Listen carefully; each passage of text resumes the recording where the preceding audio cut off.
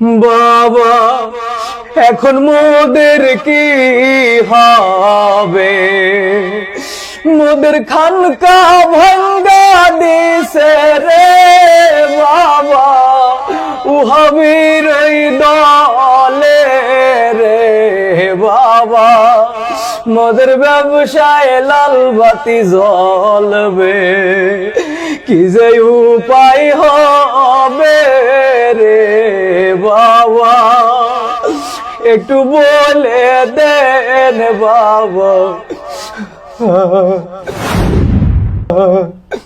কিরে তুই কানতে আসো, হঠাৎ আজকে এত ইমোশনাল হয়ে গেলি কে? হইসটা কি?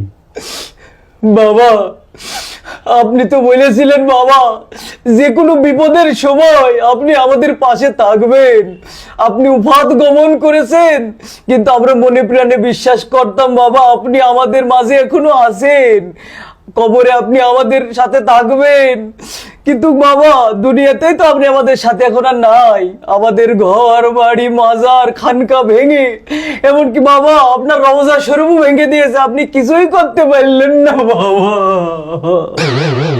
বাবা আপনি বলেছিলেন বিপদের দিনে আমাদের পাশে থাকবেন বাবা, কিন্তু ওই ওয়াহাবিরা এই দেশের মানুষ আপনার রওজা শরীফে আগুন জ্বালিয়ে পুড়িয়ে ছারখার করে দিয়েছে, আপনি কিছুই করতে পারলেন না বাবা। বলদা এখন কাইন্ডে কি কোনো লাভ আছে? হ্যাঁ, আমি মরার পরেই তো কবরের ভিতর জাহান্নামের আগুনে যে পুরা পড়ছি, এই দুনিয়ার সামান্য আগুন মোর দ্বারা কিছুই মনে হইতে আসে না, বরং মনে হইতে আসে আমার যেন মাম পানির ফিল্টার দিয়ে গোসল করাইতে আসে। আর এই আগুনের সে জাহান্নামের আগুন আর কত বেশি গরম, মোর কইলজা গির্দে ফুসফুস সব পুড়িয়ে সারখার হয়ে গেছে, আর তোরা কানতে আসো দুনিয়ার আগুনের লেগে, এ তো কিছুই না বেডা, কান্দাকাটি করা লাগে। হ্যাঁ বাবা আমাদের এখন কি উপায় হবে, আপনি নিজেই তো এখন জাহান্নামে আছেন বাবা, তাহলে আমাদের এখন কি উপায় হবে একটু বলে যান বাবা।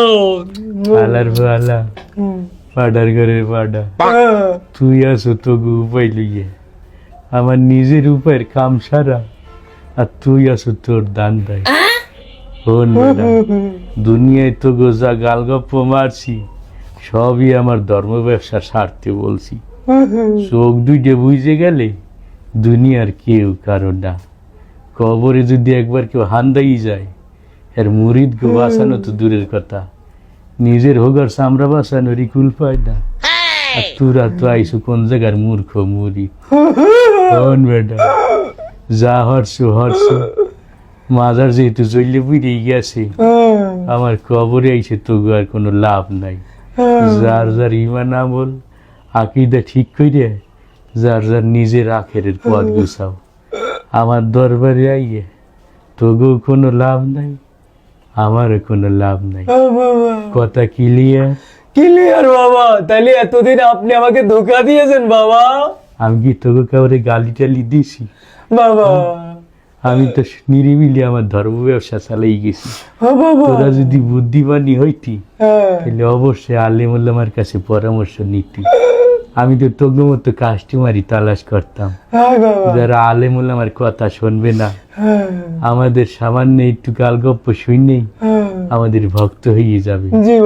যাই হোক, দুনিয়ায় যা হাসিল করছি আখেরাত পুরোটাই বরবাদ হয়ে গেছে, তোরাও সময় থাকতে নিজের আখের গুছা, নাইলে তোকে বাবার এই যে অবস্থা তোকে তো তালাশ করেই পাওয়া যাবে না, আমার এই দেহই যখন কবরের ভিতরে টেকতে পারলো না, তোকে তো তালাশ করে পাওয়া বহু দূরের কথা। জি বাবা। কথা ক্লিয়ার? ক্লিয়ার বাবা, ক্লিয়ার। বুঝতে পারছি? জি বাবা। তাইলে আলার পালা মদ্দারিতে সইতে যা। বাবা আপনার কদমের নিচে একটু জায়গা দেন বাবা। জি বাবা। বাবা আমি খুঁজতে যাইয়া শয়তানের ছবি খুইজা পাইলাম দেওয়ান বাগি গো।